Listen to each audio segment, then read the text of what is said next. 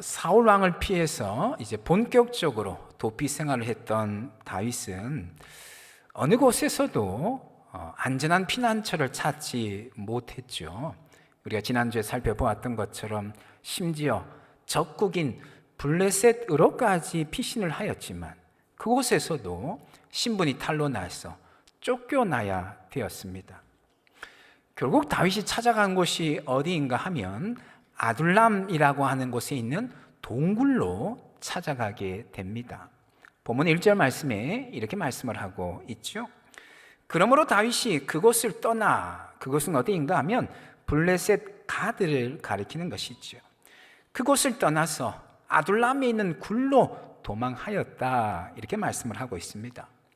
학자들마다 약간의 의견 차이가 있습니다만 이 아둘람은 유다와 블레셋 경계 지역에 있었던 것으로 그렇게 알려져 있습니다. 이곳에는 자연 동굴이 아주 많았는데 다윗이 그 중에서 한 동굴을 피난처 삼았던 것이죠. 인적이 아주 드문 데다가 동굴이 많다 보니까 혹여라도 사울 왕이 쳐들어올지라도 대처할 수 있는 그런 시간적인 여건, 시간적인 여지가 있었던 그런 곳이었습니다. 그런 점에서 다윗에게 이 아둘람의 동굴은 썩 괜찮은 피난처였다 말할 수 있을 것입니다. 하지만 여러분, 동굴에서 사람이 기거한다라고 하는 것 합당하지 않죠. 어두컴컴한 데다가 습기가 많고 먹을 것 또한 좀처럼 쉽게 구할 수 없습니다. 무엇보다도 맹수들의 공격을 받을 수 있는 그런 곳이었습니다. 여러분, 이 당시에 다윗의 심경이 어떠하였을 것 같습니까? 아마도 자신의 신세가 참 처량하기 그지없었다, 그런 생각을 하였을 것입니다. 홀로 외로이 고독과 씨름하면서 참 괴롭고 참 힘든 그런 시간들을 보내었을 것입니다. 앞으로 어떻게 이 난관들을 헤쳐나갈 수 있을까 착잡해하는 그런 시간들을 보내었을 것입니다. 하지만 중요한 사실은 다윗은 이때에 하나님을 깊이 만나게 된 것이지요. 외롭고 힘든 만큼 다윗은 더욱더 간절히 하나님을 찾았고 그 결과 하나님을 생생하게 만나게 되었다라고 하는 것이지요. 시편 57편과 142편이 다윗이 이 시기에 기록한 시편으로 그렇게 알려져 있습니다. 그 중에서 시편 57편을 보면 다윗이 이런 고백을 하고 있습니다. 57편 1절 말씀인데요. 하나님이여 내게 은혜를 베푸소서, 내게 은혜를 베푸소서. 내 영혼이 주께로 피하되 주의 날개 그늘 아래에서 이 재앙들이 지나가기까지 피하리이다, 이런 고백을 하고 있습니다. 자신은 오직 하나님께로만 피하겠다 결단하고 선언하는 것이지요.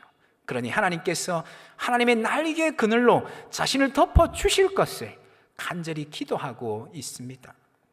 그 다음 2절에도 보니까 이렇게 고백합니다. 내가 지존하신 하나님께 부르짖으며 곧 나를 위하여 모든 것을 이루시는 하나님께로다, 이런 고백을 합니다. 하나님은 자신을 위해서 모든 것을 성취하시는 하나님이심을 확신한다는 것이죠. 그러기에 오직 하나님께만 부르짖고 하나님께만 도움을 구하겠다 고백하고 있는 것이지요. 다윗은 그렇게 깜깜한 동굴에서 하나님을 간절히 찾고 또한 찾았다 고백하고 있는 것이지요. 그리고는 마침내 다윗은 하나님을 깊이 만나게 됩니다. 그 다음 7절에 보니까요, 다윗이 이런 고백을 하고 있습니다.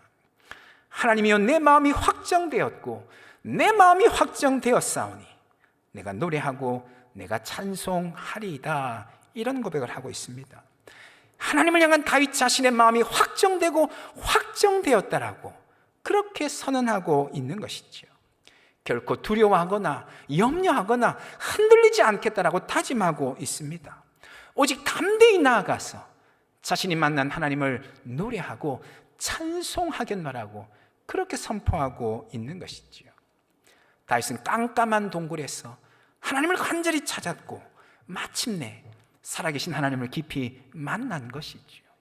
그러기에 자신의 마음이 확정되고 확정되었다라고 그렇게 선언하고 있는 것입니다. 여러분, 고난은 참 힘들고 괴로운 것입니다. 어느 누구도 고난을 반기는 사람은 없습니다. 할 수만 있으면 피하고 싶은 것이 고난입니다. 하지만 고난은 우리로 하여금 하나님을 깊이 만나게 하는 통로가 됩니다.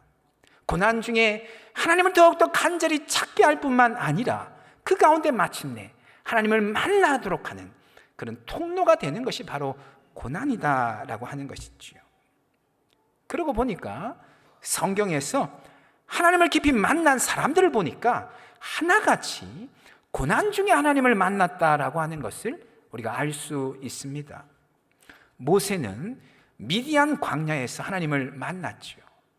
화려한 궁중에서, 애굽의 궁중에 있을 때에, 혈기왕성할 때에 모세가 하나님을 만난 것이 결코 아니라는 것이지요. 황량한 광야에서 초라한 목동으로 있을 때에, 그것도 늙고 힘없는 80세의 나이 때에 모세는 비로소 떨기나무 가운데 계신 하나님을 만난 것이지요. 동방의 의인이었던 욥도 마찬가지였습니다. 가진 것 모든 것 다 잃어버리고 자신의 몸까지 만신창이가 되었을 때 비로소 욥은 하나님을 깊이 만나게 되었습니다. 그래서 욥기 마지막 장에서 욥이 그런 고백을 하죠. 욥기 42장 5절 말씀인데요, 내가 주께 대하여 귀로 듣기만 하였사오나 이제는 눈으로 주를 배웠나이다, 이런 고백을 하고 있습니다. 이제서야 비로소 내가 하나님을 제대로 만났습니다, 이런 고백을 하고 있는 것이지요. 하나님을 피해서 멀리 다시스로 도망치던 요나는 또한 어떠하였습니까? 그는 큰 물고기 뱃속에서 하나님을 깊이 만나게 되죠. 어둡고 축축하고 악취가 진동하는 좁은 공간 속에서 요나는 비로소 하나님을 깊이 만나게 되었다라고 하는 것이죠. 특별히 유진 피터슨 목사님은 요나가 물고기 뱃속에서 하나님 만난 이 사건을 아스케시스라고 하는 용어로 설명을 합니다. 아스케시스라고 하는 말은 보통 금욕이라고 하는 말로 번역이 되는데, 그러나 그 단어는 단지 육체적인 고행이나 육체적인 금욕을 가리키는 말이 아니다. 유진 피터슨 목사님은 그렇게 설명을 합니다. 이 아스케시스는 어떤 의미인가 하면 특정한 고난의 상황에서 하나님 만나기 위해서 간절히도 애를 쓰고 몸부림치는 것, 그것을 아스케시스다, 이렇게 설명을 합니다. 그래서 금욕이라고 번역하기보다는 수덕 혹은 단련이라고 번역하는 것이 훨씬 더 낫다, 이렇게 설명을 합니다. 요나는 물고기 뱃속에서 하나님 만나고자 몸부림을 쳤다는 것이죠. 간절히 하나님을 찾았다는 겁니다. 그리고 마침내 그 물고기 속에서, 뱃속에서 하나님 만나게 되었고, 하나님 지시하셨던 다시스가 아니라 니느웨로 나아가게 되었다, 그런 말씀을 하고 있는 것이죠. 여러분, 우리 인생에 아둘람 굴과 같은 깊은 고난을 만날 때가 있습니다. 여러분, 그럴 때 결단코 두려워하지 마시기 바랍니다. 오히려 이 고난으로 인하여서 하나님을 깊이 만나게 될 것이라고 하는 그런 기대감을 가지고 담대히 고난과 맞서 나아가시는 저와 여러분 될 수 있기를 간절히 소망합니다. 유진 피터슨 목사님 말씀처럼 아스케시스, 고난 가운데, 특정한 고난의 상황이지만 그러나 그 가운데서 하나님 만나고자 애를 쓰고 몸부림칠 때에 그 가운데 찾아오시는 하나님 깊이 만나게 될 줄로 믿습니다. 특별히 이때 만나는 하나님은 우리가 그 이전까지 만나보지 못했던 그런 하나님일 때가 참으로 많습니다. 고난 가운데 몸부림치며 하나님 찾았을 때 그때 만나는 하나님은 우리가 이전까지 만나보지 못했던 그런 하나님일 때가 많다는 것이지요. 내 곁에서 생생하게 말씀하시는 하나님, 나를 강력하게 사로잡아서 나를 강력하게 인도하신 하나님, 그런 하나님을 만날 때가 많다라고 하는 것이지요. 여러분, 때때로 찾아오는 인생의 고난과 역경 가운데 하나님을 생생히 만나는 그런 만남의 복이 임하기를 예수님의 이름으로 축원합니다. 한편 어두컴컴한 동굴에 홀로 내쫓겼던 다윗에게 사람들이 찾아오게 되는데요, 먼저 어떤 사람이 찾아오는가 하면 다윗의 가족과 형제들, 친지들이 다윗을 찾아오게 됩니다. 1절 말씀을 다시 한번 보시면요, 그러므로 다윗이 그곳을 떠나 아둘람 굴로 도망하매 그의 형제와 아버지의 온 집이 듣고 그리로 내려가서 그에게 이르렀고 다윗의 형제, 가족, 친지들이 다윗을 찾아와서 다윗과 함께 하였다, 이렇게 말씀을 하고 있습니다. 홀로 외로이 거할 때에 가족만큼 힘이 되는 존재도 없습니다. 다윗이 지금 본문에서 가족과 상봉하고 있는데 이 가족과의 상봉은 다윗에게는 실로 큰 위로와 힘이 되었을 것입니다. 뿐만 아니라 또 한 무리의 사람들이 다윗을 찾아오게 되는데요, 2절 말씀해 보니까 이렇게 말씀을 합니다. 환난당한 모든 자와 빚진 모든 자와 마음이 원통한 자가 다 그에게로 모였고 다윗에게 찾아들었다는 것이죠. 다윗은 그들의 우두머리가 되었는데 다윗과 함께한 자가 400명 가량이었더라, 이렇게 말씀을 하고 있습니다. 도무지 생각지도 못했던 사람들이 다윗을 찾아왔다라고 말씀을 하고 있습니다. 환난당한 자, 빚진 자, 마음이 원통한 자 400명 가량이 다윗을 찾아왔다는 것이죠. 이들이 어떤 사람들인가? 아마도 사울 왕의 폭정으로 인하여서 직간접적으로 피해를 입었던 사람들로 그렇게 추정이 되어집니다. 이들은 육체적으로 또한 심리적으로 사울의 폭정으로 인하여서 심한 고통 가운데 거하였던 그런 사람들이었습니다.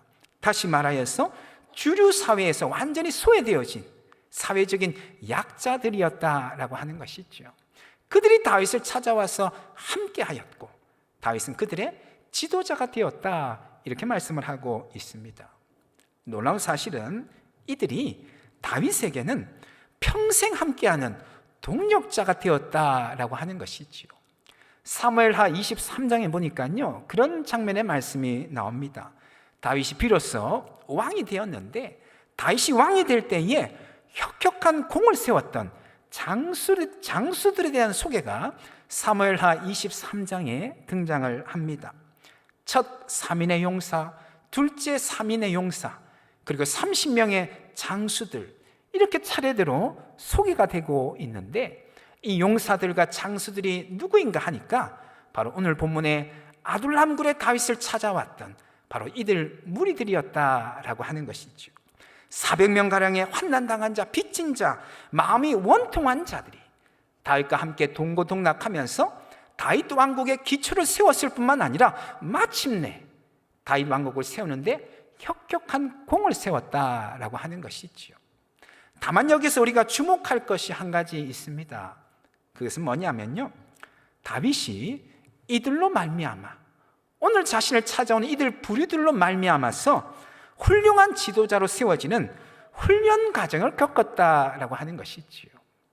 다윗이 이들로 말미암아서 훌륭한 지도자로 세워지는 훈련 과정을 겪었다라고 하는 것입니다. 다윗을 찾아왔던 이들 무리들은 잘 훈련되지 않은 마치 야생마와도 같은 그런 사람들이었습니다.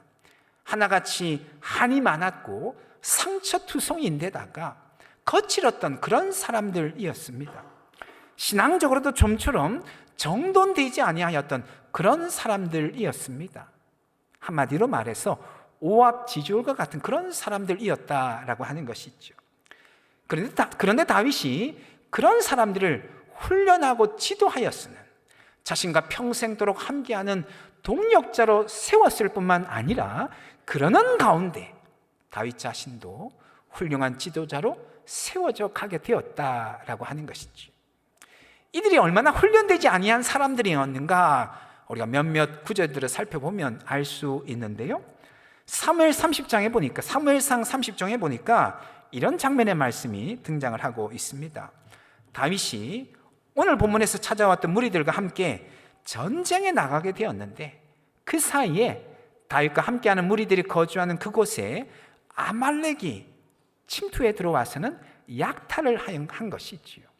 아말렉 족속들이 다윗과 함께하는 무리들의 거주지를 다 불태워버리고는 여인들과 아이들, 자녀들을 다 붙잡아 가버린 것입니다. 전장에서 돌아왔던 다윗과 함께하는 무리들은 너무도 슬펐으는 울 기력조차 없었다, 이렇게 성경에서 말씀을 하고 있는 것이죠. 그런데 그렇게 있다가 갑자기 이 무리들이 돌변을 하는 겁니다. 돌변을 해서 어떻게 하는가? 다윗을 향하여서 돌을 던지려고 다윗을 돌로 치려고 돌변을 하는 것이지요. 아말렉에게 역탈을 당한 그 책임을 다윗에게 돌리고자 했다라고 하는 것이죠. 물론 어떤 일의 책임을 지도자에게 돌리는 것은 당연하다라고 말할 수 있을 것입니다. 하지만 자신들을 품어주었을 뿐만 아니라 함께 동고동락했던 지도자에게 돌팔매질을 하려고 하는 것은 상식을 벗어나는 그런 행동이 아닐 수가 없는 것이지요. 바로 이들 무리들은 이처럼 상처투성이인데다가 아주 거칠었던 그런 사람들이었다라고 하는 것을 알 수가 있는 것이지요. 또 한 대목을 보면 사무엘상 24장에 보면 그런 장면의 말씀이 나옵니다. 다윗이 사울을 제거할 수 있는 그런 상황을 맞이하게 됩니다. 사울이 다윗을 잡으려고 찾아다니다가 볼일을 보기 위해서 동굴 한쪽에 혼자 들어가는 것이지요. 그러자 함께하던 이들 무리들이 다윗에게 사울을 제거할 수 있는 절호의 기회다라고 그렇게 부추기는 것이지요. 그런데 이들이 어떻게 다윗을 부추기는가 하니까 하나님 말씀을 왜곡하면서까지 다윗을 부추기는 것입니다. 하나님께서 사울 왕을 다윗 손에 맡기셨고 다윗 마음대로 하라고 그렇게 시키셨다, 이런 말을 하는 것이지요. 하나님은 어디에서도 사울에 대해서 직접적으로 그런 말씀을 하신 적이 없었습니다. 그런데도 이들 무리들은 자신들의 판단에 따라서 하나님 말씀을 왜곡하였다라고 하는 것이지요. 이처럼 이들 무리들은 신앙적으로도 좀처럼 정돈되지 아니하였던 그런 사람들이었던 것이지요.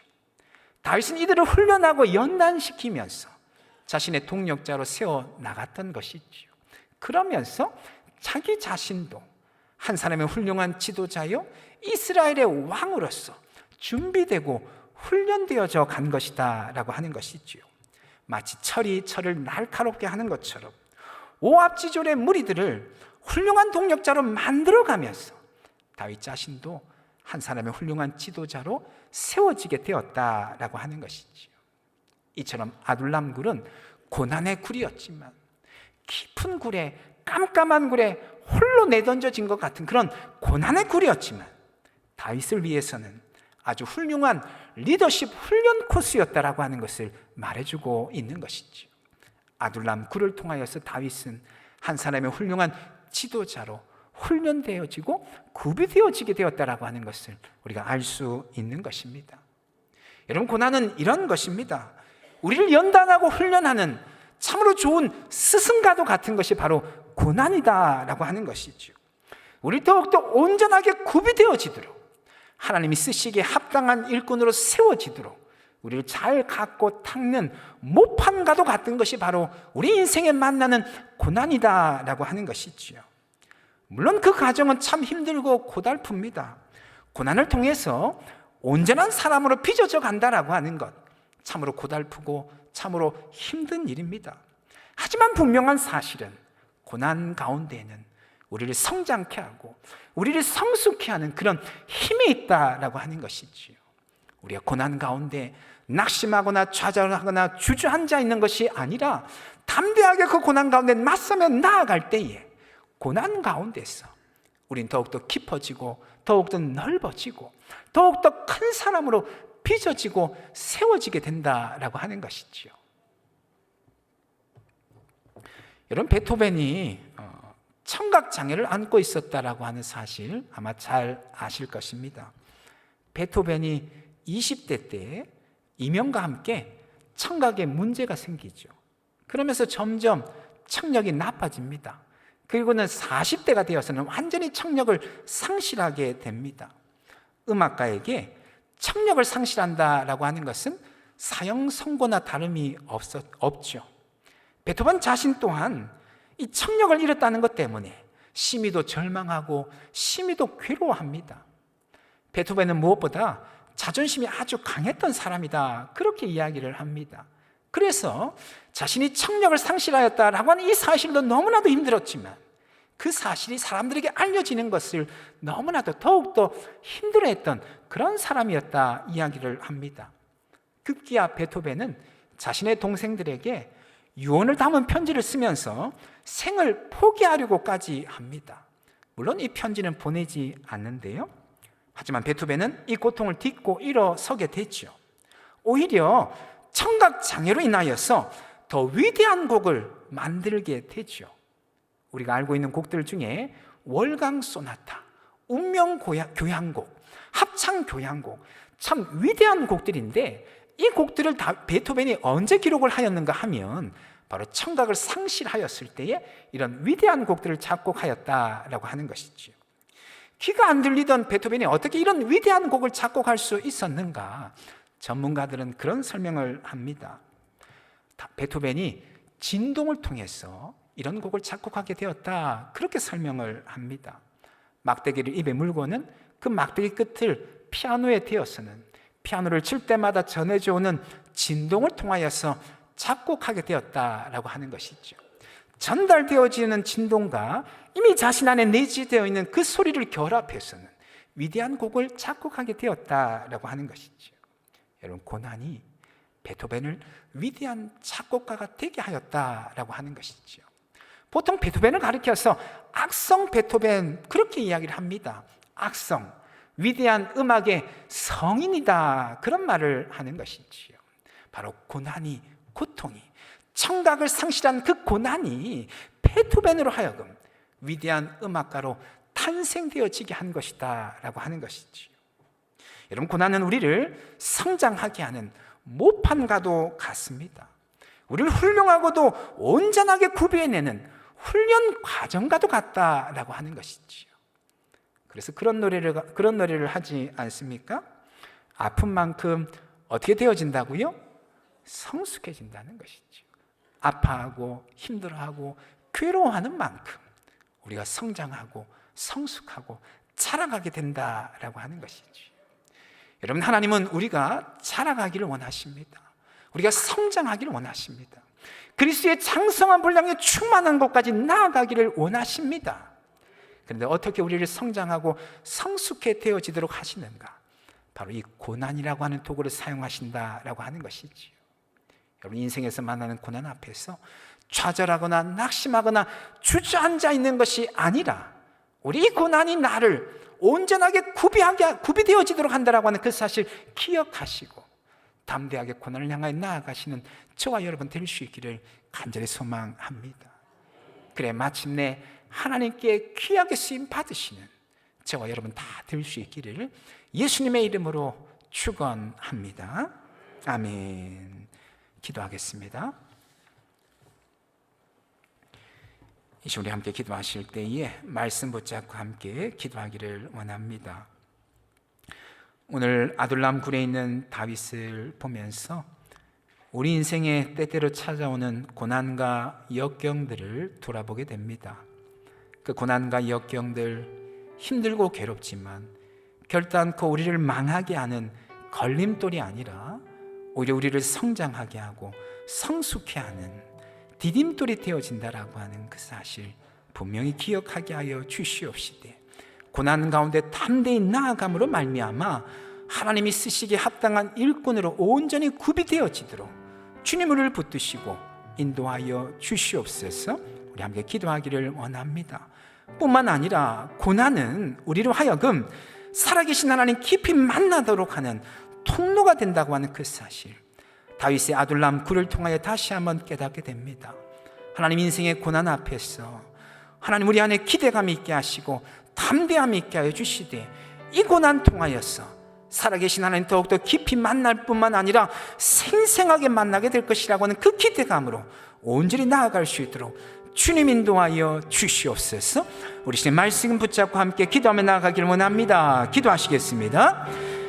거룩하신 하나님 아버지, 주님 역사해 주시고 인도하여 주시옵소서. 하나님, 오늘 다윗의 아둘람 굴을 보면서 우리 인생에 때때로 찾아오는 고난과 역경의 상황들을 주님 돌아보게 됩니다.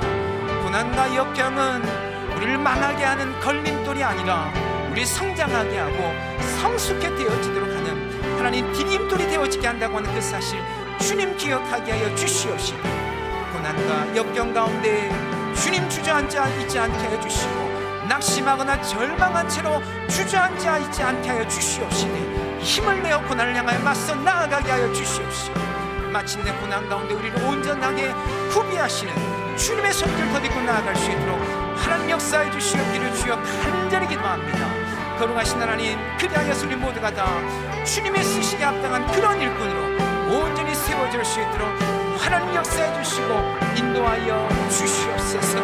거룩하신 하나님 아버지, 고난은 또한 우리로 하여금 하나님 깊이 만나게 하는 통로가 된다고 하는 그 사실, 주님을 우리가 분명히 기억하게 하여 주시옵시고, 고난 가운데 온전히 주님 앞에 나아갈 수 있도록 하나님 역사하여 주시옵시고, 주님 깊이 만날 수 있도록 하나님 함께해 주시고 인도하여 주시옵소서.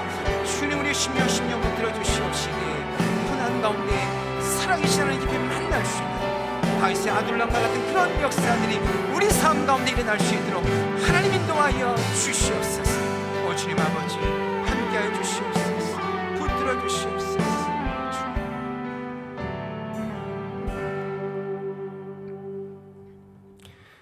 그러하신 하나님, 오늘 본문의 다윗의 아둘람 굴을 보면서 우리 인생의 때때로 만나는 고난과 역경의 순간들 돌아보게 됩니다. 고난과 역경, 우리를 망하게 하는 걸림돌이 아니라 우리를 성장하게 하고 성숙해 되어지게 하는 디딤돌이 된다라고 하는 그 사실, 하나님 꼭 기억하게 하여 주시옵소서. 고난과 역경 앞에서 주저앉아 있거나 낭망하고 낙심하지 않게 하여 주시되 오히려 담대하게 고난과 맞서 싸워 나아가게 하여 주시옵시되 우리를 온전하게 구비하시는 주님의 손길 덧입게 하여 주시고 마침내 하나님 앞에 귀하게 쓰임받는 우리 모두가 다 되어줄 수 있도록 하나님 인도하여 주시옵소서. 뿐만 아니라 고난은 우리로 하여금 살아계신 하나님 깊이 만나게 하는 통로가 된다고 하는 그 사실, 주님 꼭 기억하게 하여 주시옵소서. 고난 가운데서 힘을 내어서 하나님 더욱더 찾게 하시고 간절히 부르짖게 하여 주시옵시되 마침내 살아계신 하나님 깊이 만나게 하여 주시옵시고 하나님 놀라운 역사하심 덧입는 우리 모두가 다 되어줄 수 있도록 하나님 인도하여 주시옵소서. 그렇게 행하신 하나님께 모든 것 맡겨드리며 예수님의 이름으로 기도합니다. 아멘.